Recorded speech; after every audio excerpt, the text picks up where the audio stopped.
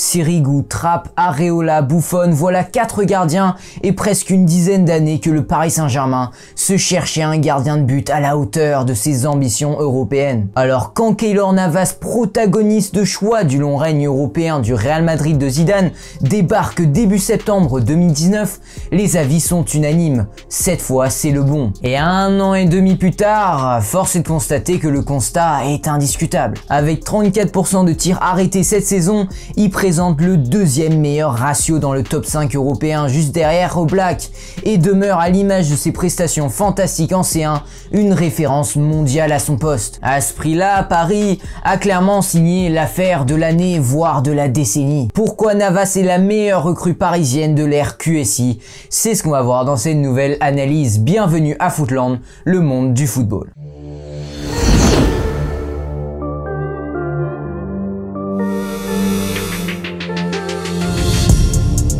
En fait, Florentino Pérez, le président du Real Madrid, n'a jamais vraiment aimé Keylor Navas. C'est une triste réalité dont personne ne parle. Chaque année, Pérez poussait le Costaricain vers la sortie pour accueillir un nouveau gardien, plus jeune, plus médiatisé, mais il n'y est jamais vraiment parvenu, en tout cas lorsque Zidane était à la tête de l'équipe. En 2017, Pérez a essayé de faire venir De Gea, et plus récemment, en janvier 2018, il a tenté le coup Kepa Arrizabalaga, avant que Zidane ne s'y oppose durement. Et heureusement, parce que vu le flop qu'il est devenu, c'est donc qu'après le départ de Zidane en mai 2018 que Pérez a enfin pu ramener à la Maison Blanche un gardien de haut standing en la personne de Thibaut Courtois pour remplacer Navas. C'est vrai que le Costaricain est un homme discret, professionnel, droit dans ses bottes et qui préfère éviter la lumière des projecteurs. Presque paradoxal quand on y pense quand évolue dans un des sports les plus médiatisés du monde. Mais bon, c'est comme ça, les coups de com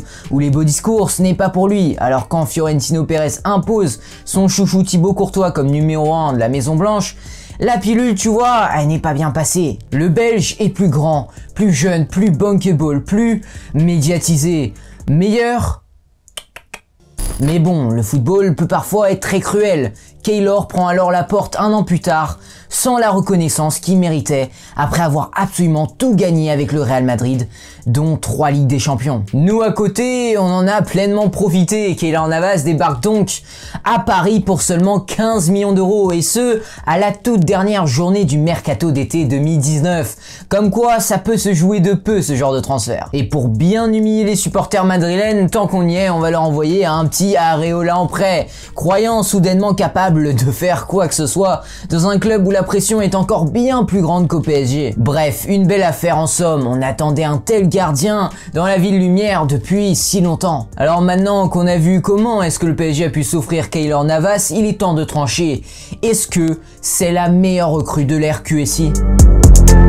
Peut-il tirer son épingle du jeu face à un monstre tel que Edinson Cavani, devenu meilleur buteur de l'histoire du club, face à Thiago Silva, immense défenseur et iconique capitaine, face à Marco Verratti, petit prince devenu roi du parc au fil d'une histoire d'amour indestructible, face à Kylian Mbappé, Neymar, star planétaire, machine à but et incarnation suprême des ambitions pharaoniques de Paris, et surtout face au géant suédois Zlatan Ibrahimovic. En tout cas, il a les arguments pour, c'est le moins qu'on puisse dire. Ça a certainement été le joueur le plus régulier, le plus décisif avec Neymar de la saison dernière, certainement la meilleure saison de l'histoire du PSG, rien que pour la finale de Ligue des Champions tant attendue. Ce n'est pas tout à fait un hasard si Paris atteint pour la première fois cette finale de Ligue des Champions lors de sa première saison au club. Des 8e jusqu'en finale de la Ligue des Champions, Navas est le Parisien le plus constant, le plus fiable, et il ne s'est jamais raté, comme depuis son arrivée à Paris. Et tout ça pour seulement 15 millions d'euros.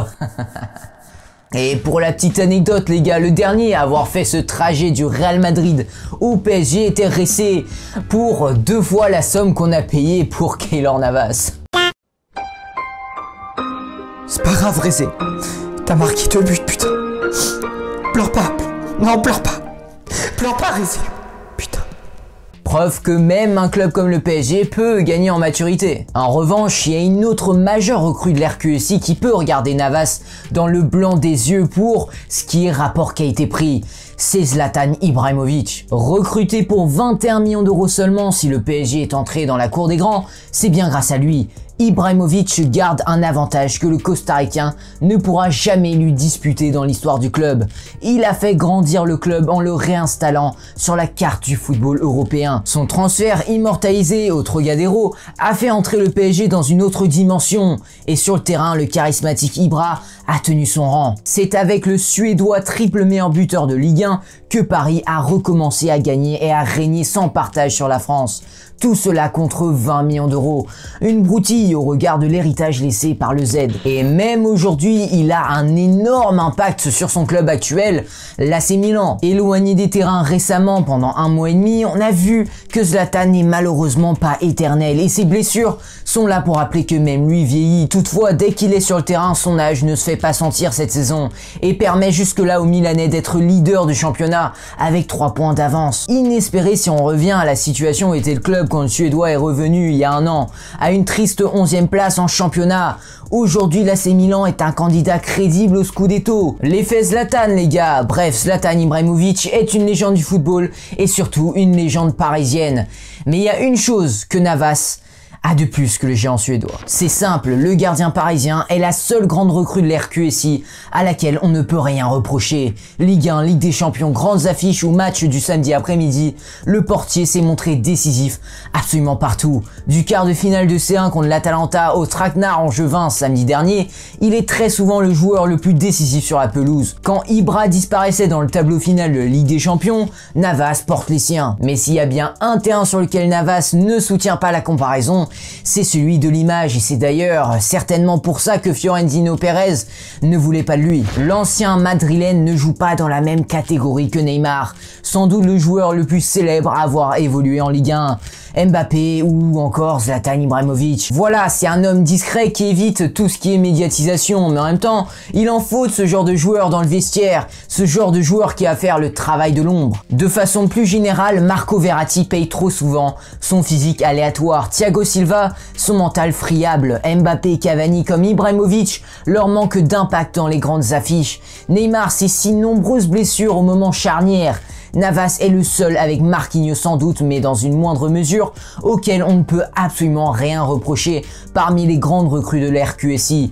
Même si la durée plus courte de son aventure parisienne doit nécessairement tempérer le constat. Navas a clairement rempli un vide. Si le Paris Saint-Germain a réussi à empiler les attaquants salivants tout au long de l'RQSI, le poste de gardien fut pour longtemps son talent d'Achille. Le mal est plus ancien encore. Depuis Bernard Lama, soit plus de 20 ans, Paris n'a jamais trouvé le portier qui allait faire le boulot dans les cages, peu importe la situation. Mais c'est vraiment durant l'ère QSI, durant laquelle le PSG est devenu l'un des meilleurs clubs en Europe, qu'on a vu à quel point le poste de gardien était crucial. Areola, Trapp, Sirigu, tous ont échoué à faire passer le club parisien dans une autre dimension. Mais attention, warning, ne vous méprenez pas, Areola, Sirigu et Trapp sont loin d'être des mauvais gardiens. Dans les confrontations où les rouges et bleus subissent de nombreuses occasions, ces trois-là se sont régulièrement montrés à la hauteur de ce qui peut se faire de mieux ailleurs. Donc pour une équipe de Liga par exemple qui joue le mieux tableau, ça leur conviendrait parfaitement. Mais bon, quand tu joues pour un club comme le Paris Saint-Germain, il faut être prêt à faire le bon arrêt, peut-être le seul qu'il y aura à faire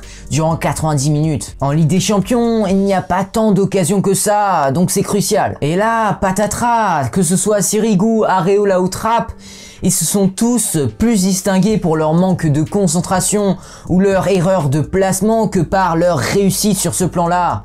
Fin de la parenthèse. Navas est aussi certainement l'une des recrues les plus utiles de l'RQSI car elle rectifie une anomalie à un poste stratégique. Sa présence a participé à rééquilibrer un collectif trop souvent porté vers l'attaque. Auréolé de son ange gardien, on parle de plus de 67% de clean sheet depuis son arrivée à Paris, ce PSG a un atout supplémentaire et c'est précisément lui qui lui a permis d'aller plus loin en C1. De là à dire qu'il est la meilleure recrue du PSG de l'RQSI, eh ben je pose cette question à vous les footeux, donc dites-moi dans les commentaires quelle est votre meilleure recrue de l'RQSI. Qui mérite ce titre à votre avis? J'attends tout ça dans les commentaires. Et il y a un petit sondage sur ce sujet dans la section communauté. Allez-y, votez en masse. Abonnez-vous si ce n'est pas déjà fait pour ne rater aucune de mes prochaines émissions sur le monde du football qui ont lieu tous les mercredis à 18 h. Sur ce, moi je vous dis à la prochaine pour une nouvelle analyse palpitante. Je vous souhaite une excellente journée les gars. Ciao. Ah oui, et juste là, vous avez le 11 idéal du PSG sous l'ère Pochettino, donc n'hésitez pas à aller voir ça également.